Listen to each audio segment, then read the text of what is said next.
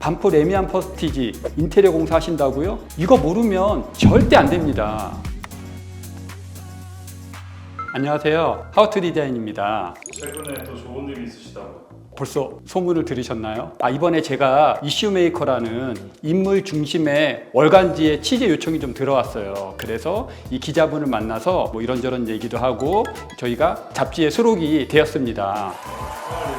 축하해 주셔서 감사합니다. 그럼 이번에 저희가 잡지에 나온 만큼 이벤트를 하나 좀 준비를 하겠습니다. 댓글을 달아주시면 10분을 추첨해서 스타벅스 커피 쿠폰을 좀 드리도록 하겠습니다. 자, 이제 본론으로 들어가서 우리 오늘 현장 좀 소개를 해 드릴게요. 제가 오늘 나와 있는 이 곳은요, 반포의 대장 아파트죠. 반포 레미안 퍼스티지 34평형 아파트입니다. 먼저 여기 고객분은 저희와 인연이 좀 깊은데요. 2년 전에도 이 반포의 아파트를 저희에게 인테리어를 의뢰를 해주셔서 공사가 다 마무리됐거든요. 근데 이번에도 2년 만에 이사를 오시면서 저희에게 바로 좀 공사 의뢰를 좀 해주셨습니다. 예전에 저희가 인테리어 했을 때 우리 고객분이 하셨던 말씀이 시간이 지날수록 인테리어가 굉장히 잘 된 것 같다. 그리고 집을 매매할 때도 이 잘된 인테리어 덕분에 매매가 잘 될 수 있었다. 이렇게 좀 말씀해 주셨거든요. 그러면 반포 레미안 퍼스티지 아파트 어떤 걸 좀 중점적으로 생각을 하면서 인테리어를 해야 되는지 소개를 해 드릴게요. 먼저 거실 공간 설명해 드릴게요. 제가 공간 설명에 앞서 이 얘기는 좀 해보고 싶은데요. 저는 디자인에는 정답이 없지만 기능적인 부분에서는 반드시 정답이 존재한다고 좀 생각을 하거든요. 여기는 샤시와 단열에 중점적인 개선을 하는데 포인트를 줬다. 이렇게 좀 보시면 될 것 같아요. 그래서 이번에 샤시와 전체적인 단열을 좀 새로 해드렸습니다. 레미안 퍼스티지 인테리어 공사할 때는요, 보통 샤시를 바꾸지 않은 게 좀 일반적일 건데요. 저희가 기존의 단열재를 좀 확인을 해보니까요, 그라스울이라는 단열재더라고요. 그라스울이 뭐예요? 보통은 단열재 생각을 하실 때 아이소핑크나 뭐 요즘 좀 떠오르는 PF 보드 이런 걸 좀 많이 생각하실 건데요. 그라스울은 유리 섬유의 일종인 단열재라고 좀 보시면 돼요. 그렇다고 이 그라스울의 단열재가 굉장히 뭐 안 좋다 이런 거는 아니지만 몇 가지의 단점들이 좀 있거든요. 자, 첫 번째는요, 습기에 취약해요. 그리고 두 번째는 충격에 좀 약합니다. 세 번째는 시간이 지나면 단열 성능이 좀 떨어져요. 그리고 그라스울 단열재를 할 때 이 시공 능력이 좀 굉장히 중요한데 시공자들이 천차만별일 거잖아요. 그래서 안정적인 단열 성능을 좀 기대하기 어렵습니다. 저희 하우투 디자인이 현장 점검을 정말 꼼꼼히 하기로 좀 유명한데요. 저희가 이 벽들을 다 체크를 해봤는데 막 꿀렁꿀렁 거리는 거예요. 단열재와 이 석고가 제대로 밀착이 안 돼 있다는 거거든요. 그러면 제대로 된 단열 성능 기대하기 어렵겠죠. 그래서 이 벽체들을 거실뿐 아니라 확장이 되어 있는 방 모든 벽체들을 다 뜯어내서 그라스울 다 뜯어내고 제대로 단열을 좀 해드렸다. 이렇게 좀 보시면 되겠습니다. 오래 사시는 만큼 이런 기능적인 부분들 정말 중요하다고 생각을 하거든요. 샤시도 다 바꾸고요. 제대로 단열을 해서 이 집에서 굉장히 좀 따뜻하고 쾌적하게 지내시는 거 제가 정말 좀 추천을 드립니다. 그리고 이제 본격적으로 이 거실의 톤에 대해서 좀 말씀을 드려보죠. 먼저 바닥부터 좀 볼게요. 예전에 우리 고객분이 좀 인테리어 공사 하셨을 때 너무 만족하셨던 엑스컴포트 바닥입니다. 5.0 장판이라고 좀 보시면 될 건데요. 장점들이 좀 굉장히 있어요. 먼저 밟았을 때 보행감이 좀 굉장히 좋습니다. 밟았을 때 딱딱거리지 않으니까 확실히 이렇게 좀 걸었을 때 이게 좀 폭신폭신 좋은 느낌이 나거든요. 그리고 뭔가 좀 따뜻한 느낌이고요. 이음매가 없으니 관리적인 측면에서도 우수합니다. 그래서 이번에도 이렇게 엑스컴포트에 장판을 좀 적용을 해드렸고요. 전반적인 거실은 따뜻하고 군더더기 없게 좀 깔끔하게 좀 디자인을 해드렸습니다. 천장으로는 이렇게 좌우로 라인 조명을 좀 배치를 해가지고요. 천장 라인들을 좀 간결하게 깔끔하게 좀 잡아드렸습니다. 이번에 저희가 적용한 이 벽지는 디아망 포티스라는 벽지인데요. 먼저 이게 장점이라고 한다면요, 내구성이 좀 굉장히 좋아요.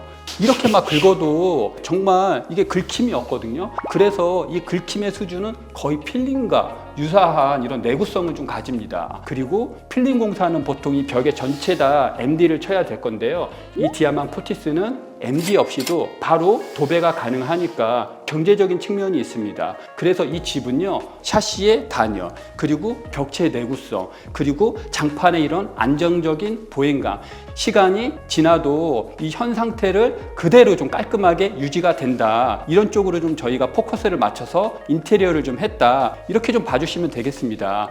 TV 벽체는 좀 깔끔하게 구성을 했고요. 마찬가지로 디아망 포티스를 전체 거실 공용 벽체에 좀 저희가 시공을 좀 해드렸습니다. 그리고 이렇게 스위치나 인터폰이 있는 이 벽체의 일부분은요, 포인트 있게 간살로 만들면서 따뜻함이 느껴질 수 있는 이런 우드 필름을 좀 적용을 했는데요. 저희가 이번에 좀 적용한 필름은 레놀릿 필름입니다. 레놀릿은 확실히 이런 무늬목 느낌이 나면서 굉장히 좀 자연스러운 느낌을 좀 주거든요. 그래서 이 우드톤 필름을 할 때 레놀릿 저희가 좀 추천을 많이 좀 드리고 있는 편입니다. 그리고 이 거실 맞은편에 있는 주방 공간 설명해 드리겠습니다. 주방 공간입니다.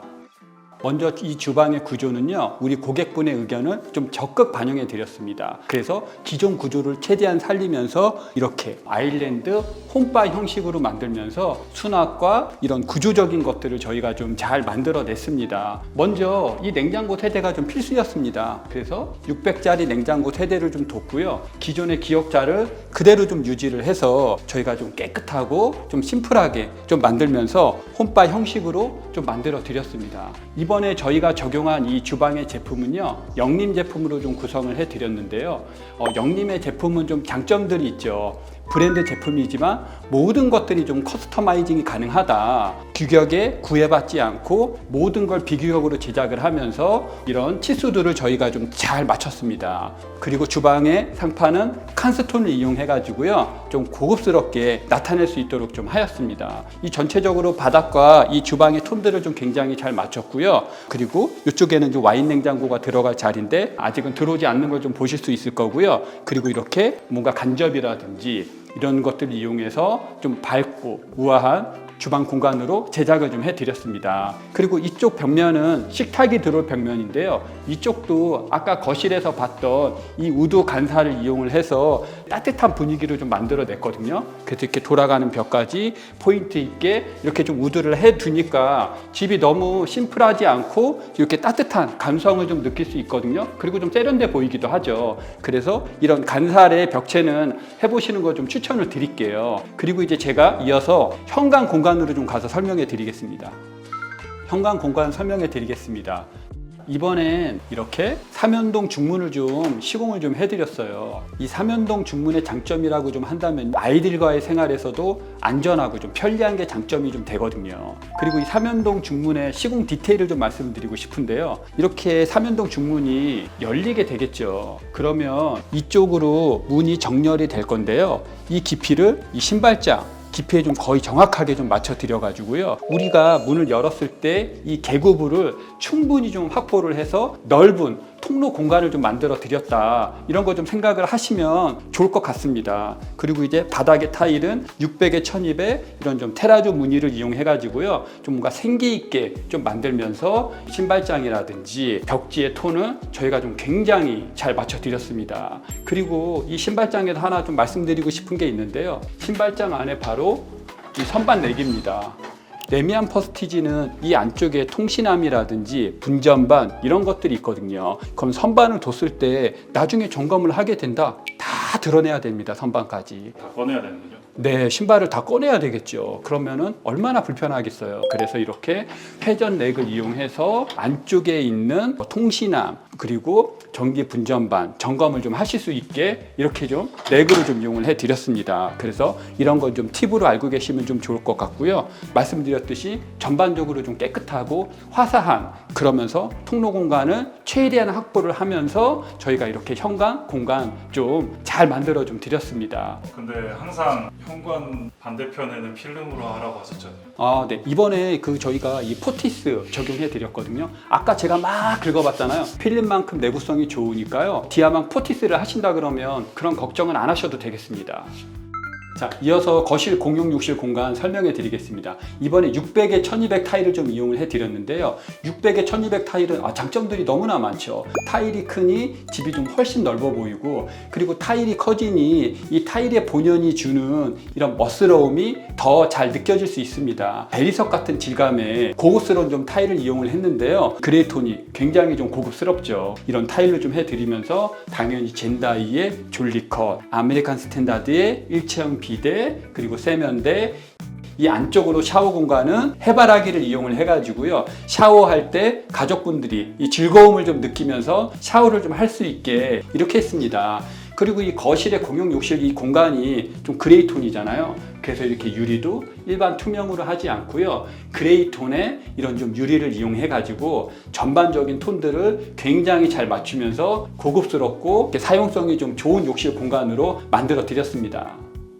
안방 설명해 드리겠습니다. 먼저 이 안방 들어가기에 앞서 이런 통로 공간이 있죠. 지금 이렇게 보시면 스타일러와 수납장이 되어 있는 걸 좀 보실 수 있을 건데요. 원래 기존에는 벽이었어요. 이 안방 전실 공간에 드레스룸 공간이었거든요. 근데 드레스룸 공간을 저희가 다 철거를 하고 이렇게 앞에 스타일러와 수납장을 적용을 해 드렸는데요. 스타일러 어디다 둘지 고민 정말 많이 좀 요즘에 하시죠. 이 붙박이장 옆에 둬야 되나? 그러면 방에 들어가질 거잖아요. 그럼 아무래도 오염이 있는 옷들을 방으로 들고 들어가실 건데, 이렇게 거실 공간으로 해 두니까 이쪽에 오염된 옷들을 스타일러로 좀 쓰고 나머지는 이렇게 좀 알차게 수납장을 좀 만들어 드렸거든요. 그래서 이런 것도 좀 굉장히 좋은 팁이다. 이런 것도 좀 알고 가시면 좀 좋을 것 같고요.